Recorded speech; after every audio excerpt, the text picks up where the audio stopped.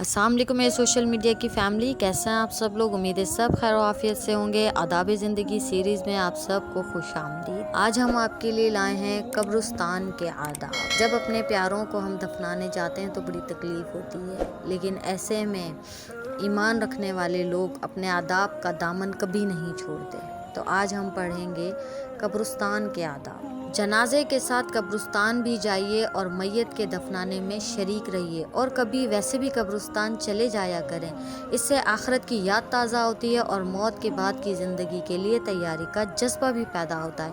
आका सल्लल्लाहु अलैहि वसल्लम ने एक जनाजे के साथ कब्रिस्तान तशरीफ़ ले गए और वहाँ एक कब्र के किनारे बैठ कर आका सल्लल्लाहु अलैहि वसल्लम इस कदर रोए कि ज़मीन तर हो गई। फिर सहाबा रिज़वानुल्लाह अलैहिम को खिताब करते हुए फरमाया, भाइयों, इस दिन के लिए तैयारी करो। एक मर्तबा कब्र के पास बैठकर आका सल्लल्लाहु अलैहि वसल्लम ने फरमाया, कब्र रोज़ाना इंतहाई भयानक आवाज़ में पुकारती है, ए आदम की औलाद, तू मुझे भूल गई? मैं तन्हाई का घर हूँ, मैं अजनबियत और वहशत का मकाम हूँ, मैं कीड़े मकोड़ों का मकान हूँ, मैं तंगी और मुसीबत की जगह हूँ।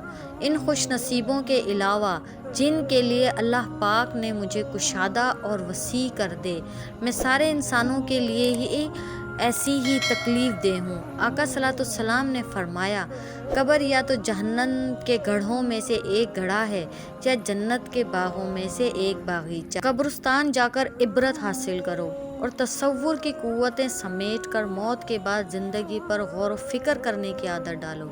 एक बार हज़रत अली करमुल्लाह वजह कब्रिस्तान में तशरीफ़ ले गए। आपके हमरा हज़रत कमील रज़ी अल्लाह अन्हु भी थे। कब्रिस्तान पहुंचकर आपने एक नज़र कब्रों पर डाली और फिर कब्रों वालों को मुखातिब करते हुए फरमाया, ए कब्र के बसने वालों, ए खंडरों में रहने वालों, ए वहशत और तन्हाई में रहने वालों, कहो तुम्हारी क्या खैर खबर है। हमारा हाल तो ये है कि माल तकसीम कर लिए गए, औलादें यतीम हो गईं, बीवियों ने दूसरे खाविंद कर लिए। ये तो हमारा हाल है। अब तुम भी अपनी कुछ खैर खबर सुनाओ। फिर आप कुछ देर खामोश रहे। इसके बाद कमील रज़ी अल्लाह अन्हु की तरफ देखा और फरमाया, कमील, अगर इन कब्र के बाशिंदों को बोलने की इजाज़त होती तो ये कहते, बेहतरीन तोशा परहेजगारी है। ये फरमाया और रोने लगे। देर तक रोते रहे, फिर बोले, कमील, कब्र अमल का संदूक है और मौत के वक्त ही ये बात मालूम हो जाती है।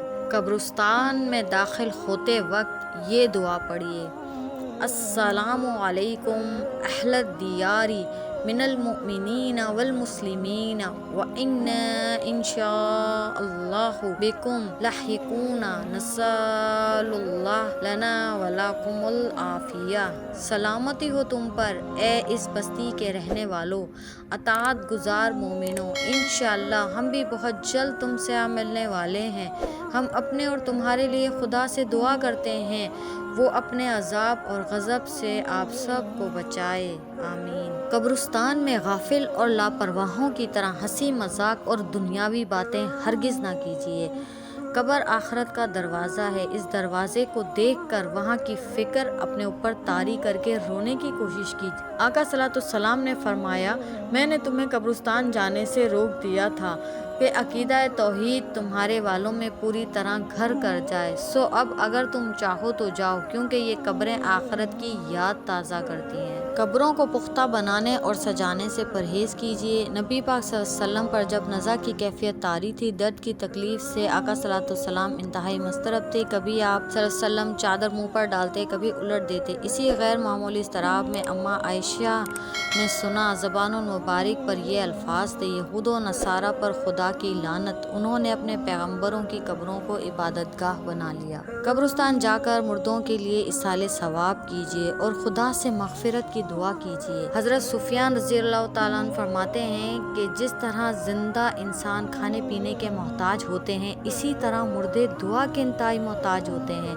तिबरानी की एक रिवायत में है कि खुदा जन्नत में एक नेक बंदे का मर्तबा बुलंद फरमाता है तो वो बंदा पूछता है, या अल्लाह पाक, मुझे ये मर्तबा कहाँ से मिला? अल्लाह पाक फरमाते हैं, तेरे लड़के की वजह से, वो तेरे लिए इस्तग़फ़ार करता रहा। اس لیے اپنے والدین کی قبروں پہ ضرور جائیے، حسب توفیق قرآن پاک پڑھیے، اصالِ ثواب کیجیے، ان پر ہریالی لگائیے کہ جس قبر پر ہریالی لگائی جائے اس کا عذاب اٹھا لیا جاتا ہے، اور اس سے آپ کے والدین، آپ کے رشتہ دار، دوست، احباب سب کے درجات رب بلند فرماتا ہے، اور ان کے لیے خوب استغفار کیجیے اور دعائیں مانگیے۔ اللہ پاک ہم سب کو یہ اعمال کرنے کی توفیق عطا فرمائے اور ہماری دعاؤں کو قبول فرمائے، آمین۔ ملتے ہیں ایک اور بہترین سے آداب کے ساتھ، تب تک عائشہ خان کو دیجیے اجازت، اللہ حافظ۔